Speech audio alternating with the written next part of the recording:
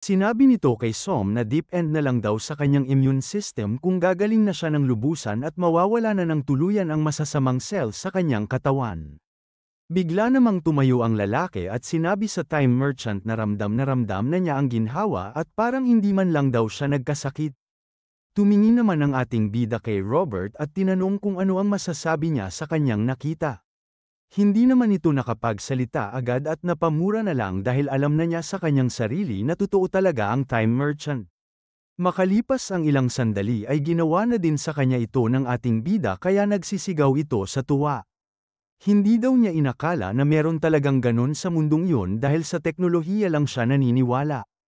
Hindi na daw nito maalala kung kailan niya huling naramdaman na ganon kagaan ang kanyang katawan kaya nagtatalon ito doon. Pagkatapos noon ay bigla naman itong pumulupot sa paa ng ating bida para magpasalamat kaya sinigawan nito ni Som at sinabing magpakita naman siya ng respeto sa kanilang amo. Dahil sa tingin naman ng ating bida ay nakumbinsi na niya si Robert ay nilabas na nito ang employee contract at tinanong kung gusto ba nitong sumali sa Eternal Club.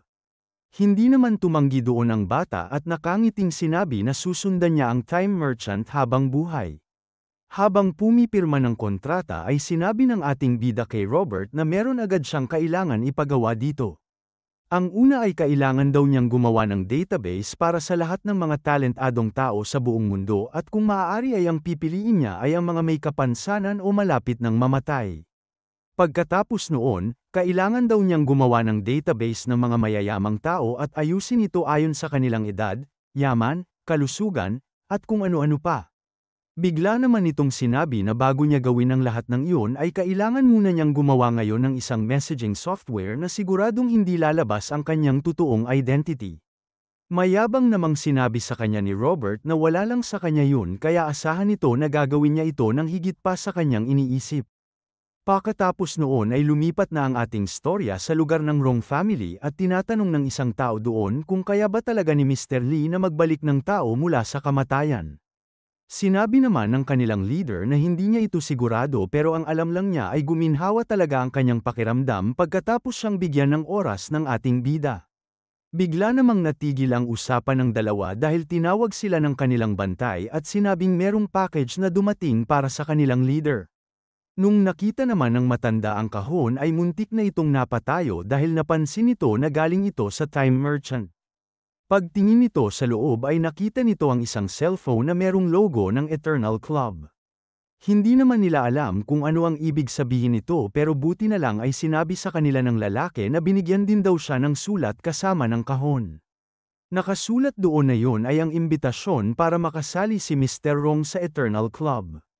Ayon dito ay meron silang ranking system at ang unang level ay kailangan ng 1,000 accumulated points, ang pangalawa ay 10,000, at pataas ito ng pataas hanggang sa level 6 na 100 million points. Pero, mag-uumpisa daw ang lahat sa level 1 at kalahati lang ng points ang pwede nilang bilhin gamit ang kanilang pera para mag-upgrade dahil kailangan nilang gamitin ang points na makukuha nila sa mga misyon na ibibigay sa kanila ng club para sa isang kalahati. Ang huling nakasulat doon ay ang makukuha nila kung sumali sila sa club dahil ang level 1 ay pwedeng bumili ng isang taong oras, ang level 2 ay 3 years, at pataas ito ng pataas hanggang sa level 6 na 26 years ang pwedeng ipalit. Sinabi ng lalaking nagbabasa na kung hindi daw niya nakita mismo ang ginawa ng time merchant sa kanilang leader ay hindi ito maniniwala na merong ganong klaseng club. Hindi pa rin naman makapaniwala doon ang matanda kaya sinabi nito sa kanyang pamangkin na tawagin nito ang lahat dahil meron siyang importanteng sasabihin. Nung nandoon na sa meeting room ang lahat ay sinabi sa kanila ng kanilang leader na nakakuha siya ng imbitasyon galing kay Mr. Lee para sa Eternal Club. Pinaliwanag nito ang lahat ng nakasulat sa papel at hindi naman makapaniwala ang mga nandoon sa kanilang narinig. Sinabi naman ng kasama ng matanda kanina na kailangan nilang seryosohin ang lahat ng sinasabi ng ating bida dahil hindi nila alam kung ano ang pwede nitong gawin sa kanilang pamilya. Nag-usap-usap ang mga ito para maisip nila kung ano ang pinakamaganda nilang gagawin tungkol sa balitang nalaman nila. Bigla naman silang pinatigil ng kanilang leader at sinabing mali sila ng pagkakaintindi tungkol sa kanilang usapan. Sinabi lang daw nito sa kanila ang nangyari pero wala daw silang magagawa kung ano ang kanyang desisyon dahil gusto daw nitong pumasok kahit ano pa ang sabihin nila.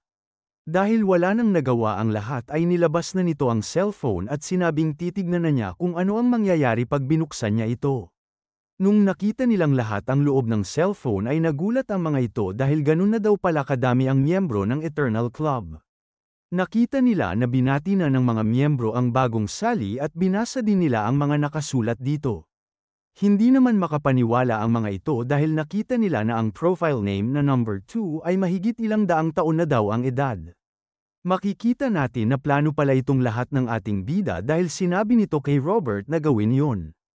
Kailangan daw niyang galingan ang pag-message para hindi mahalata ni Mr. Wrong na siya lang ang nagsusulat ng lahat ng ito. Sinabi pa nito na pag-usapan pa ng ibang kunyaring miyembro ang edad ni number 2 at sabihing hindi sila sigurado pero nanggaling ata ito sa Ming Dynasty. Kitang-kita naman sa mukha ng matanda ang gulat dahil sa kanyang mga nabasa at nakita na rin ito na si number 2 daw mismo ang magiging guide niya. Sinabi sa kanya ni number 2 na dahil siya ang pang 129 na miyembro ay kailangan niyang palitan ang kanyang pangalan sa numerong yun. Pag natapos na daw niya itong gawin ay ibibigay na sa kanya ng chairman ang una niyang misyon. Pag natapos daw niya ito ay mabibigyan siya ng madaming points at magiging opisyal na siyang miyembro ng Eternal Club. Inisip naman ng matanda na ang Eternal Club na ginawa ng Time Merchant ay nag-umpisa noong una pang panahon at hindi pa rin nabubuwag hanggang ngayon. At ayon daw sa kanyang nakikita, meron silang 3 goal na sinusunod at pilit inaabot kaya sila nagtatagal ng ganun. Ang una ay kailangan nilang alagaan ang mundo para hindi ito masira kahit gaano sila tumagal. Ang pangalawa ay kailangan nilang sumabay sa teknolohiya dahil hindi sila pwedeng mahuli sa panahon. At ang pangatlo ay ang evolution ng mga tao at kung paano pa nila pahahabain ang buhay ng mga ito. Tinanggal nito ang kanyang salamin at sinabing ang number 45 at 10 siguro ay lagpas 100 na at mas matanda pa daw siguro sa kanila si number 2. Ang kanilang Wrong family daw ay matagal nang nakaukit sa history at madami nang nagawa para sa kanilang lugar. Pero, merong mga tao sa Eternal Club na nanggaling pa sa Ming Dynasty kaya kung ikukumpara daw sila dito ay isa lamang silang normal na pamilya. Sinabi nito na kailangan nilang maging mabait sa lahat ng tao doon dahil hindi nila ito pwedeng makaaway kahit na anong mangyari. Agad namang sumagot ang lahat ng nandoon at sinabing naiintindihan nila ang utos ng kanilang leader. Makalipas ang ilang sandali ay tumunog na ang cellphone ng matanda at nakasulat na doon ang unang misyon para sa kanya. Nakasulat dito na gusto daw ng Eternal Club na magkaroon ng branch sa Mu City kaya ang unang misyon ni 129 ay humanap ng magandang lokasyon para sa kanila. Nung nabasa ito ng mga kasama ng matanda ay sinabi nila na pang newcomer lang talaga ang misyon na iyon dahil masyado itong madali para sa kanila. Nagulat naman ang mga ito dahil sinigaw sa kanila ng leader na huwag nilang kakalimutan na nakatingin lahat sa kanila ang mga miyembro ng Eternal Club. Kailangan daw nilang mahanap ang pinakamagandang lugar para sa kanila para makita ng lahat ng karapat-dapat silang makasali doon. Nung nag-send na ng message si Mr. Wrong na nagsasabing gagawin na niya ito agad ay pinaalam na ito ni Robert sa ating bida. Pagkatapos noon ay mabilis nang lumipas ang isang buong araw at sinabi agad ni Robert na nandoon na ang mga pinadalang lugar ng Wrong family at sila na lang daw ang mamili kung ano ang gusto nila. Tinignan na daw niya ito ng isa-isa at sinabing maganda ang lahat ng locus yung pinadala sa kanila ng matanda. Nung nakita ito ng ating bida ay nakita nga niya na magaganda ang lahat pero dahil yun ang unang lugar ng kanilang club ay kailangan itong mamili ng maayos. Nagustuhan naman nito ang isang mansyon na malapit sa Fudan University dahil madami ang estudyante doon na sobrang dami pa ang natitirang oras. Sinabi din sa kanya ni Robert na yun din ang kanyang nagustuhan dahil mukhang moderno ang design ng bahay at mahigit 3,000 square meters pa ang laki nito. Dahil doon ay yun na ang kanilang napagkasunduang lugar at sinabi na rin nila ito kay Mr. Wrong. Pagdating ng hapon ay makikita natin na nag-aabang na para sa Time Merchant ang matanda doon sa napili nilang mansyon. Makalipas pa ang ilang oras ay dumating na rin doon ang ating bida at kasama din ito si Feng Hao, ang totoong pangalan ni Som at si Robert. Agad namang nanghingi ng tawad ang Time Merchant dahil na-late daw sila pero binati nito si Mr. Wrong at sinabing gumaganda ang kanyang itsura. Ngumiti naman sa kanya ang matanda at sinabing dahil naman ito sa ating bida kaya habang buhay magpapasalamat sa kanya ang buong Wrong family. Sinabi naman sa kanya nito na wala naman siya masyadong ginawa dahil binigyan lang naman siya nito ng oras kapalit ng pinaghirapan niyang pera. Nung tinignan nitong mabuti ang matanda ay nakita nito na bumalik talaga ang kanyang lakas sa normal pero hindi naman nito pinigilan ang kanyang pagtanda. Agad naman silang natigil sa pag-uusap dahil tinanong ng isa sa mga kasama ni Mr. Rong kung gusto ba ng ating bida na libutin muna ang mansyon. Pagkapasok nila sa loob ay napansin agad nila ang laki at kagandahan nito. Patuloy lang sila sa paglilibot at nung merong nakitang bakanteng lugar si Robert ay sinabi nito na magandang pwesto ito para sa kanyang mga computer. Pero, agad naman siyang sinite ni Feng Hao at sinabing wag muna siyang gumawa ng desisyon tungkol doon nang hindi sinasabi sa kanilang master. Hindi naman nagalit doon ang time merchant at sinabi pa kay Feng Hao na humanap na rin siya ng sarili niyang pwesto kung saan niya gustong mag-ensayo. Nung matapos na silang mag-ikot ay tinanong ng bantay ang ating bida kung ayos na ba sa kanila ang bahay na iyon. Nung sinabi nito na masaya na sila doon ay agad itong tumingin kay Robert na para bang may gustong sabihin. Naintindihan naman agad ito ng bata kaya nilabas nito ang kanyang cellphone at may giniwa.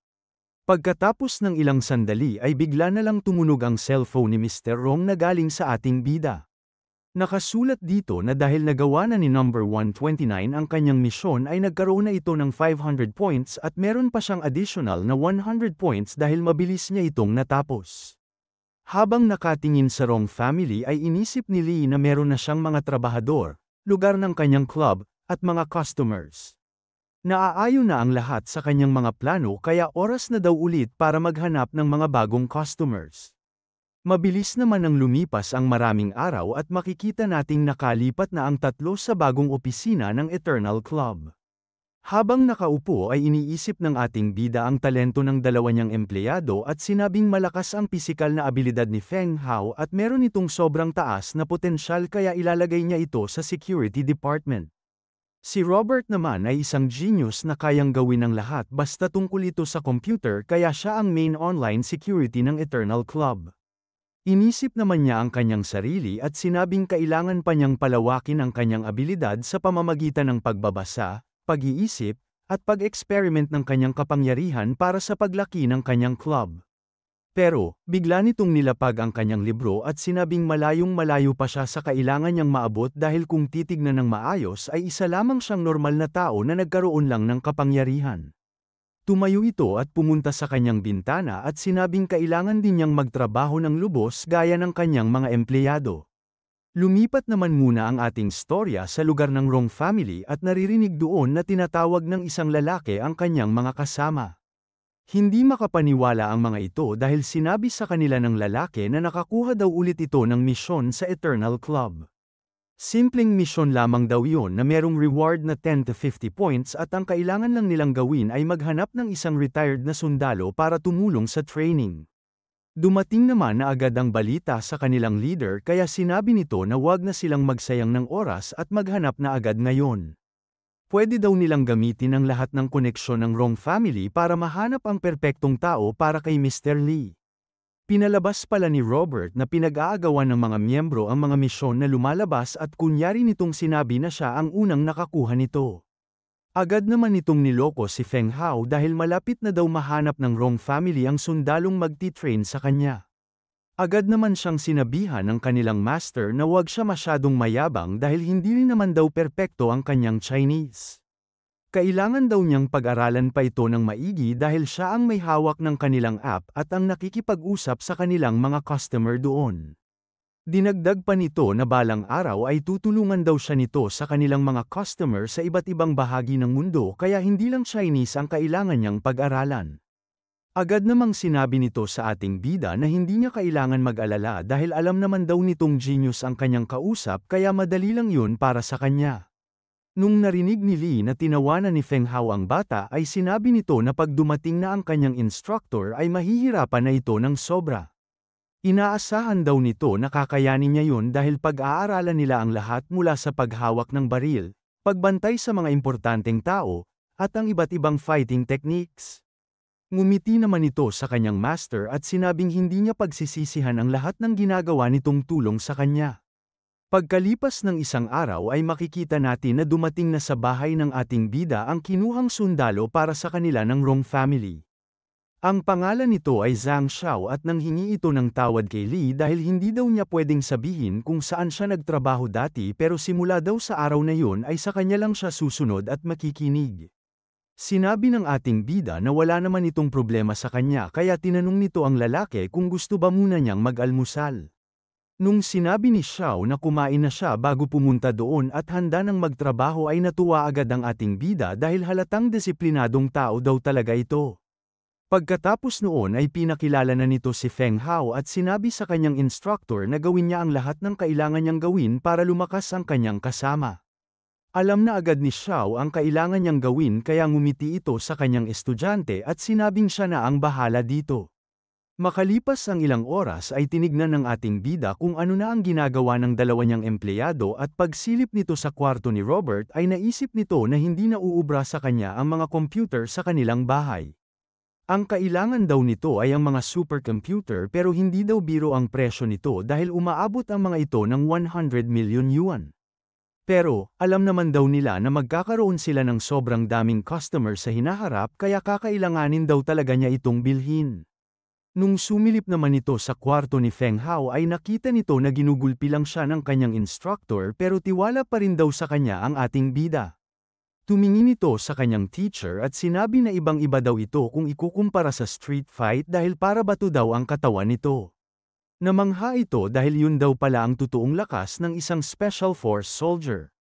Habang nakaupo ay bigla nitong tinanong si Feng Hao kung yun lang ba talaga ang kanyang kaya dahil kung oo ay wala daw siyang oras para makipaglaro sa kanya.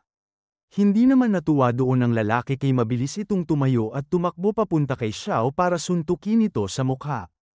Hindi naman ito gumana sa kanyang teacher dahil madali siya nitong nahawakan at natuhad sa kanyang tiyan.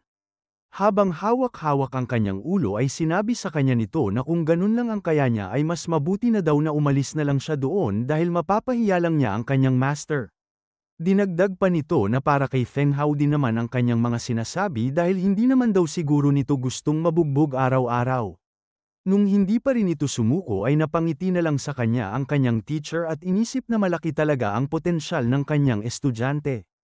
Nakita itong lahat ng ating bida at sinabing wala na siyang magagawa para sa kanila kaya hihintayin na lang niya ang resulta ng kanilang training. Pero, pabibilisan nito ng 100x ang oras sa kanilang training room para mapabilis ng sobra ang kanilang progress. Nung makaalis na doon si Lee ay nagulat ito dahil bigla na lang nagring ang kanyang telepono. Pagkapindot niya ng answer ay agad namang nagsalita ang lalaki sa kabilang linya at sinabing hindi na daw siya nito siguro kilala pero kailangan daw nito ang kanyang tulong. Napangiti naman agad ang ating bida dahil nakilala niya agad ang lalaki at sinabing ito ang university student na si Zing Baron.